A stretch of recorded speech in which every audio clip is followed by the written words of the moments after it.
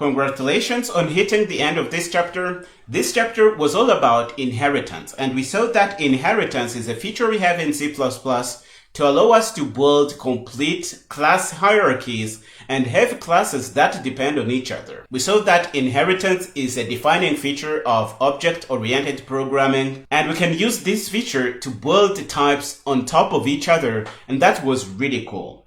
We started out by trying out inheritance for the first time, and we saw that the syntax to do inheritance is what we have here. We specify what kind of inheritance we want to do, and then we specify the class we want to inherit from. Next, we saw that we could set up protected members in our class, and what this means is that these protected members are going to be usable and accessible in derived classes that derive directly from our class here. Next, we explored different kinds of inheritance we can do in our C++ program. We can do public inheritance by using the syntax here.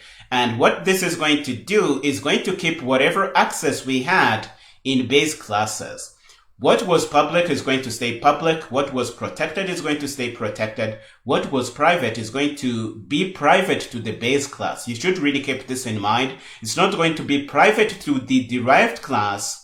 What is private is going to stay private to the class that declared this member variable in the first place. So for example here, the M3 member variable is going to be private to the person class, and it won't be accessible or usable from any deriving class. If you try to do that, you're going to get a bunch of compiler errors, and we had a chance to see that.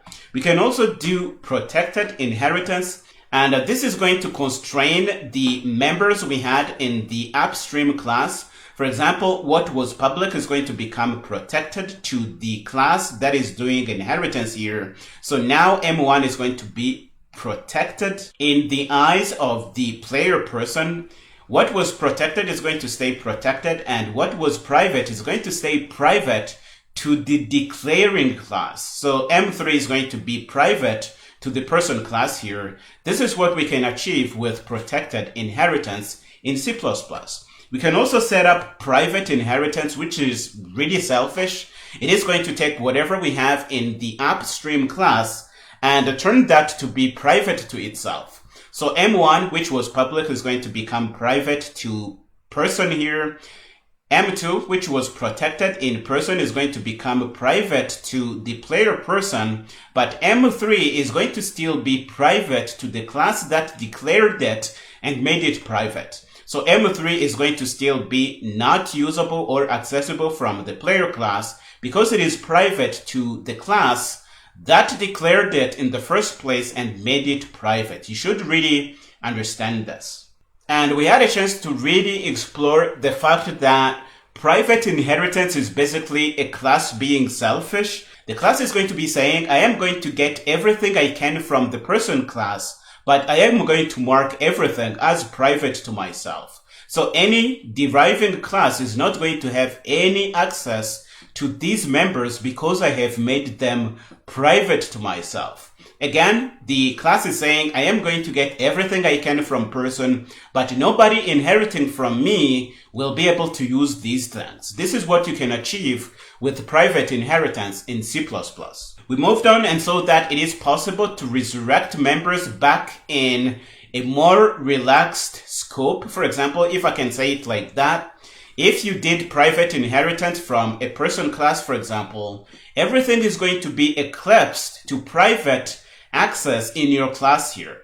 But if you want, you can resurrect these things and make them accessible again with the using syntax that we are using here. So for example, if we did private inheritance from person, all these members are going to be private by default, but we can resurrect them and make them public or protected if we need that. And they are going to be accessible again from a deriving class. But note that you can't resurrect something that is private to the upstream class. For example, person has an M address member variable. If we try to resurrect that, we're going to get a compiler error because we can't resurrect something that is private to the upstream class. And hopefully, again, this drives the point home that doing private inheritance is really bad because downstream classes want to be able to resurrect things that you have made private by doing private inheritance. This is the main idea we had a chance to explore in this chapter. We moved on and looked at the order in which constructors are called.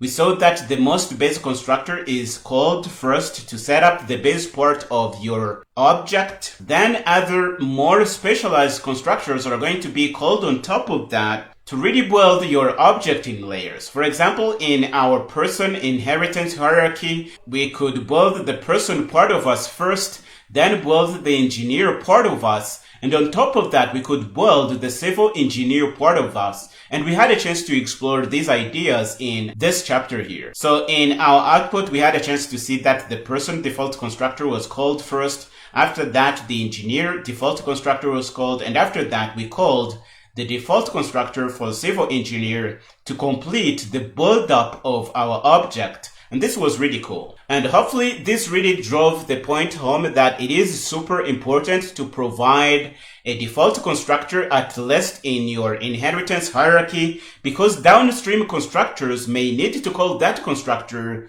to set up base parts of these derived classes. So again, it is a good idea to always provide a default constructor for your classes if you intend to use them in inheritance hierarchies. We saw that it is possible to set up a custom constructor and call it from a derived class, and this is the syntax to do this. This is how you call a base constructor. You just specify the name and pass the parameters, and after we set up and initialize the base part of us, we can initialize our own member variables, and this is going to work really well. We also had a chance to look at how we could set up copy constructors in our inheritance hierarchies. The syntax is what you see here, and please note that the compiler is going to slice off derived parts and only keep in what it needs to call the base copy construct. We also saw that it is possible to inherit constructors using the syntax here. Please note that the syntax here really looks like what we did when we did the resurrection of members back in context. But this is just going to be inheriting a constructor, and when the compiler sees this, it will set up a base-like constructor, which is going to be building a derived object, and we had a chance to play with this. We saw that the structures are called in a reverse order compared to constructors. So when we build our object, the base part is going to be built first, and then the most derived part of us is going to be built last. But when it is time for our object to be destroyed, the most derived part of us is going to be destroyed first, and the base part of us is going to be destroyed last. This is also something we had a chance to see in this chapter. We closed the chapter by looking at the fact that we can reuse names in our inheritance hierarchy. For example, in our parent class, we saw that we could set up a member function and a member variable, which are exactly the same as what we have in a derived class. And we saw that the derived class was going to eclipse or hide the data we had in the parent class, and we could prove that by calling methods on a child object, and we saw that we called the method in the derived class, but we also saw that it is possible to call data on the parent part of us if that's what we want in our C++ program. This is really all I had a chance to share with you in this chapter. Hopefully you found it fun and engaging. We are going to stop here in this one. In the next one, we're going to start and learn about polymorphism, another big defining feature of object-oriented programming in C++. So go ahead and finish up here and meet me there.